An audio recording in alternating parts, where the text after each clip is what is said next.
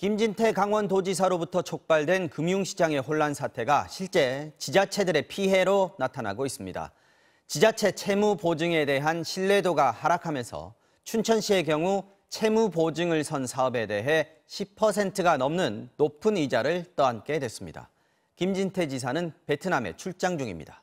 허주희 기자입니다. 춘천시가 지난 2010년 설립한 복명 테크노밸리. 동춘천 산업단지 개발을 위해 545억 원의 빚을 냈는데 춘천시가 보증을 섰습니다.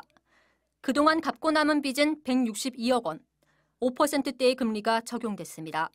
하지만 만기일을 내년 1월로 석 달 연장하는 과정에서 채권자인 투자증권이 금리를 높여줄 것을 요구했습니다. 결국 이자율은 지금보다 2배 이상 높은 13%로 뛰었고 2억 3천만 원이었던 선납이자는 5억 3천만 원으로 3억 원이 불어났습니다. 이자의 부담에 대해서 너무 과한 거 아니냐 이제 저희는 이렇게 판단해서 계속 이제 여러 가지 노력을 많이 했죠. 그 이자 좀 낮추기 위해서 조율을 하기 위해서 좀 많이 노력을 했습니다. 춘천시는 또 4천억 원 규모의 호텔 마리나 조성 사업도 연기해달라고 사업자에게 요청했습니다. 국내 자금 시장이 경색되면서 자금 확보가 여의치 않아졌기 때문입니다. 춘천시를 시작으로 전국의 지자체 개발 사업과 건설 현장에서 연쇄적으로 피해가 발생할 거란 비관적인 전망이 나오고 있습니다. 더불어민주당 소속 시의원들은 긴급 기자회견을 열고 혈세 낭비를 촉발한 김 지사를 규탄했습니다. 말 한마디에 채권 시장은 물론 증권, 건설업계까지 발칵 뒤집히고 우리 춘천까지 직접적인 피해를 입게 되었다. 하지만 김진태 지사는 동아시아 지방정부 관광연맹 총회에 참석하기 위해 지난 24일 베트남으로 출국한 상태입니다. 강원도는 김 지사가 참석 여부를 두고 고민했지만 강원도가 주도적인 역할을 하고 있는 행사인데다 몇 달 전부터 일정이 잡혀 있어 불가피하게 참석했다고 설명했습니다.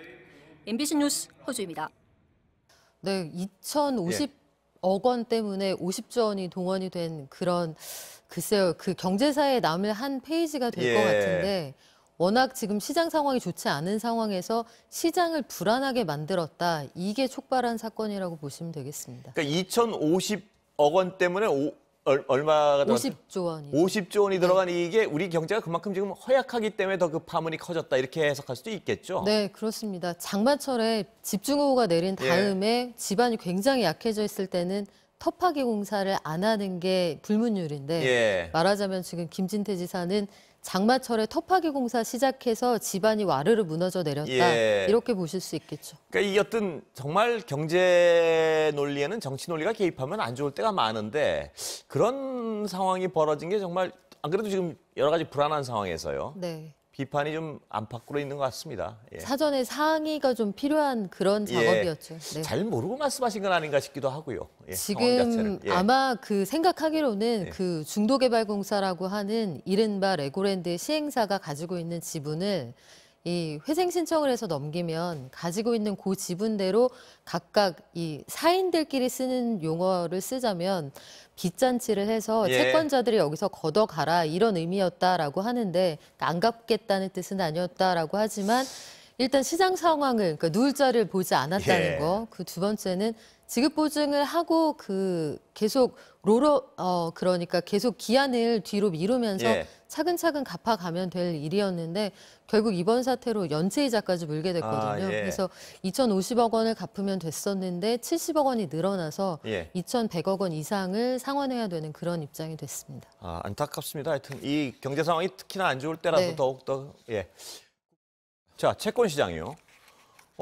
레고랜드에서 비롯된 게 점점 더 뭐 좀 해결이 되는 듯하다가 다시 좀 심각해지는 것 같습니다. 전체 좀 파장의 범위가 넓어지는 것 같습니다. 어떻습니까? 그렇습니다. 현재 채권 시장의 분위기는 50조 원 플러스 알파가 일단 당국이 준비한 실탄이잖아요.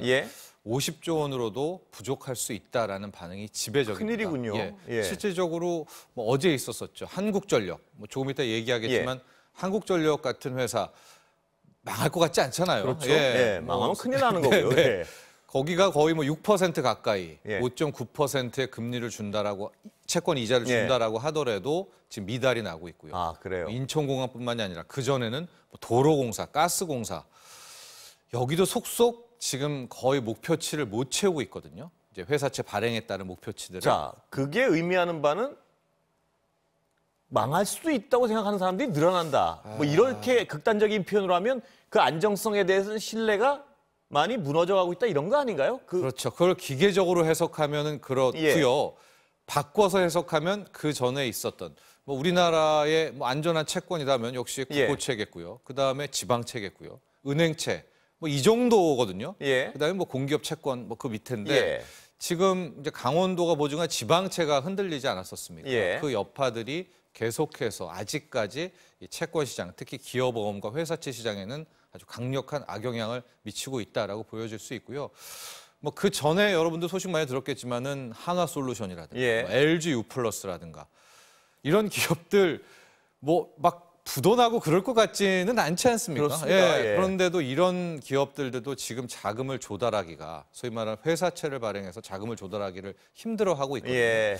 이게 빨리 한 단기간 내에 안정을 찾고 신뢰 보강 작업을 거쳐서 신뢰 회복을 통해서 조금 더 이게 좀 풀려가면 좋을 것 같은데 아직은 이 정부가 준비한 50조 원 플러스 알파로 될까라는 의구심이 많고 이게 빠르게 회복되는 모습은 보이지 않습니다.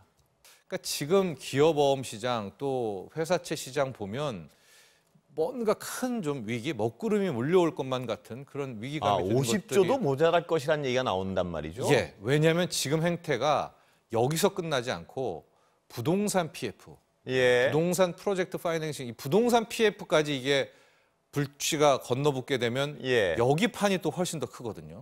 부동산 PF가 흔들립니까 지금? 아직까지는 연체율이 뭐 직전까지 봤더니 한 6%대입니다. 우리가 과거 2010년, 11년에 저축은행 사태, 그게 결국은 부동산 경기 침체되면서 부동산 PF에 돈을 넣었던 저축은행들이 싹 다 망하게 되는 그때 당시에 연체율은 거의 30%까지 가까이 갔으니까 그때보다는 아직 뭐 부동산 PF가 무너진다, 만다, 그것까지 말하기에는 너무 앞서가는 것이기도 하지만 그러나 부동산 PF의 가장 기본은 분양이거든요. 분양.